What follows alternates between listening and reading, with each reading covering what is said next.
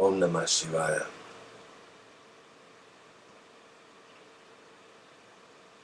Om Namah Shivaya. Om Namah Shivaya. Om Namah Shivaya. Hare Ram, Ram Ram, Hare Hare. Hare Krishna, Krishna Krishna, Hare Hare. So, these Bhagavatam videos I'm doing, right? They are offerings. They are devotional offerings. I've read the Srimad Bhagavatam according to Srila Prabhupada's translation since I was 15. And now I'm reading from this Devi Bhagavatam. But you see, I am not just reading from the book, you see. I am taking shelter of what is known as the Antaratman. Antaratman, which is the spirit within. And so, I don't claim. Who is going to claim they know all? I definitely won't. But that shall not deter me from doing what I must do.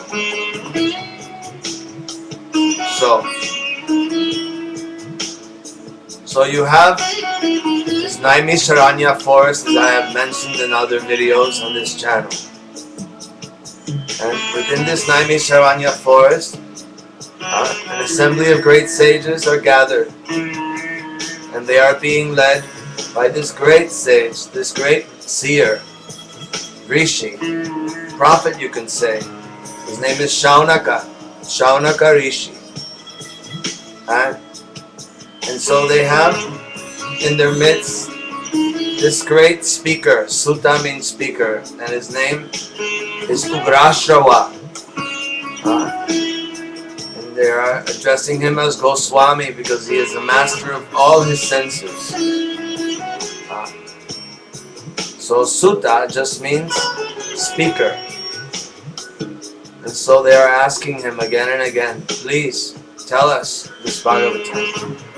But when I read this Bhagavatam from this particular Devi Bhagavatam, again I say, I'm reading from the heart.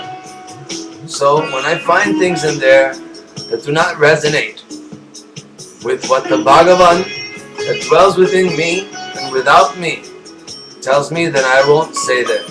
I won't say this. I won't go there like this. So,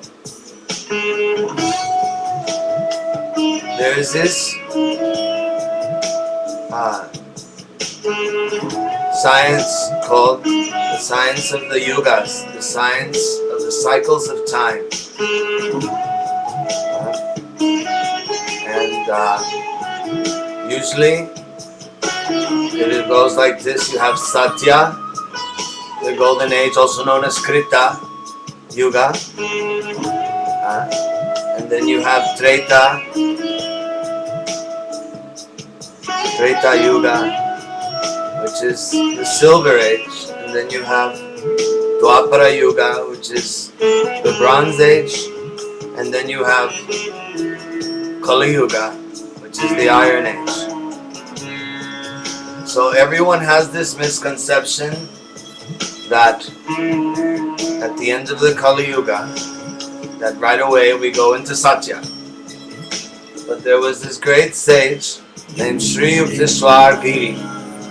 Sri Yukteswar Giri, he was the guru of Srila Paramahansa Yogananda, very famous guru. And he wrote this book called The Holy Science, and in it he describes the mistakes that were made. But even in this interpretation, there are certain mistakes because people get so intellectual and they try, just like the 2012 thing, the Mayan calendar, they try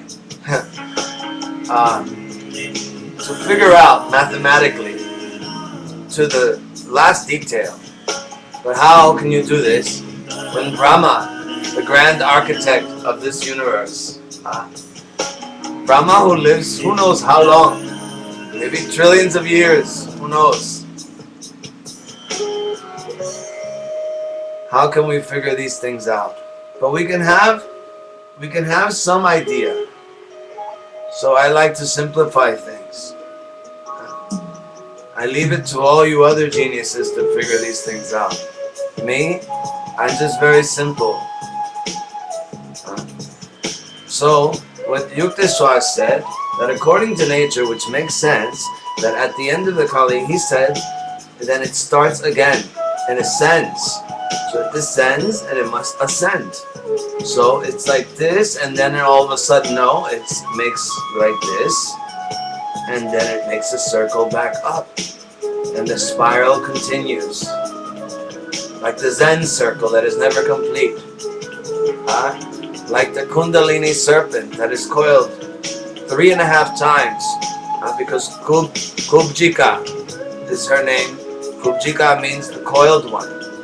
It's a symbol. And why is she coiled 3.5 times? Because it isn't. What it means is the past, present, and the future.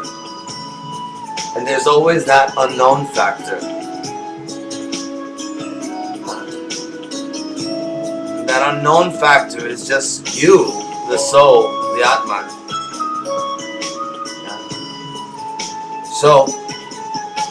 So he said, descending.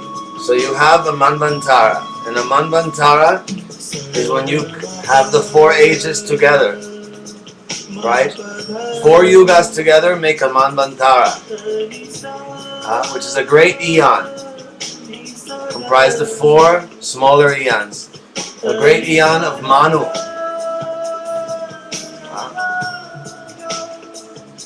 Manu is the great progenitor, a great master of every Manvantara. So every 4 yugas has a Manu, a great Manu. But then what he said, which makes sense, was that you have a descending Manvantara and you have an ascending Manvantara. And then Prabhupada, he says that the Kali Yuga, we have 430 something thousand more years for the Kali Yuga. So, my spirit guides told me that they are both right. They're both right. Okay?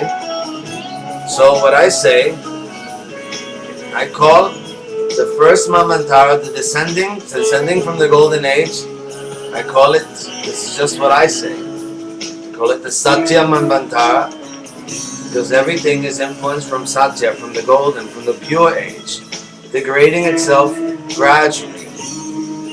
There's compared to the bull is like a symbol of righteousness, Dharma. The bull is known as Dharma, the bull. And in the Satya age, the bull has his 4 legs. He's able to stand or be upright. In the Treta Yuga, the bull of Dharma, the bull of righteous, sacred duty, has lost 1 leg and now only has 3. The degradation is gradual. And then in the Dwapara Yuga, the bull of Dharma, sacred duty, only has 2 legs. So now evil and good are both even, but good is losing. And then in the Kali Yuga, this is very crazy. The bull only has 1 leg. 1 leg the bull has. So righteousness has totally degraded itself and everything is all confused and perplexed. And then at the very end of the Kali Yuga, then it begins again. But it doesn't begin again from Satya. It has to begin from an ascending Kali Yuga. So this ascending period is known as another Manvantara. So I'm calling this the Kali Manvantara, or the Mahakali Yuga, if you will. So you see they're both right. So ascending again from Kali, from the lowest point of Kali, then ascending again, another Kali Yuga. Then ascending, until it reaches where I believe, where we're at now. It's inconsequential whether it started, some people say it started in the late 1700s, 1800s. Some people say early 1900s. But it doesn't matter. We are in the beginning of the ascending Dwapara Yuga. So we are ascending, but we're still within Kali's influence, and we will remain in Kali's influence as we. But Kali is not always necessarily a bad thing, you see. This comes from his faulty reasonings. You must understand, Kali, she chastises miscreants. This is who she chastises. So she is the great disciplinary. So is Shiva. So then, rising gradually, then you go to an ascending Treta Yuga, which is a long while from now. Too long to even think. And then finally we reach the ascending Satya Yuga. Okay? So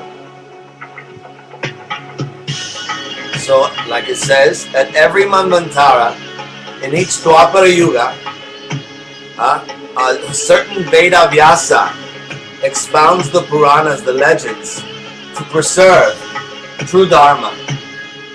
So everyone thinks that Veda Vyasa Dev, the great sage, the great scribe, the incarnation of Vishnu even, is just one person, but actually it is a state of consciousness that is personified in certain beings, karmically able to fit into that slot, into that office, into that karmic office.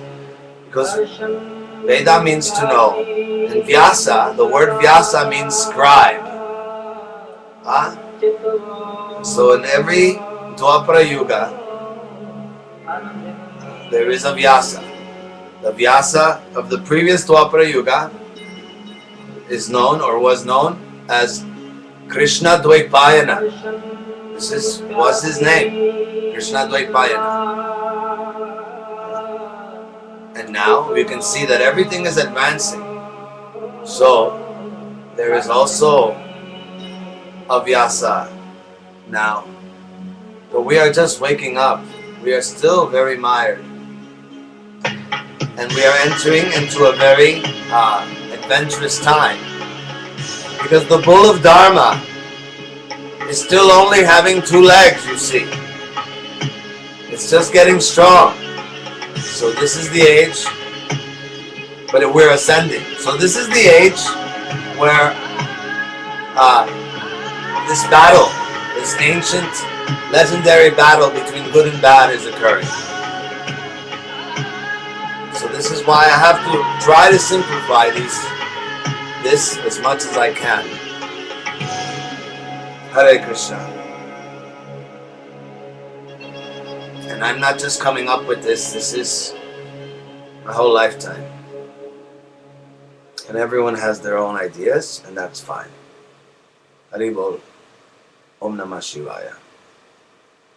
Om Namah Shivaya. Om Namah Shivaya. Hari Om Tat Sat.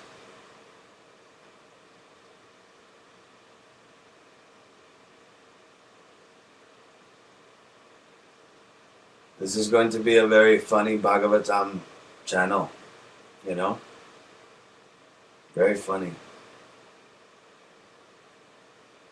Extremely funny because I'm not claiming to be the only Shiva or anything like that. If you get to know me, that's not how I am. But I am a Baba of an Afro-Cuban tradition, go figure. Totally immersed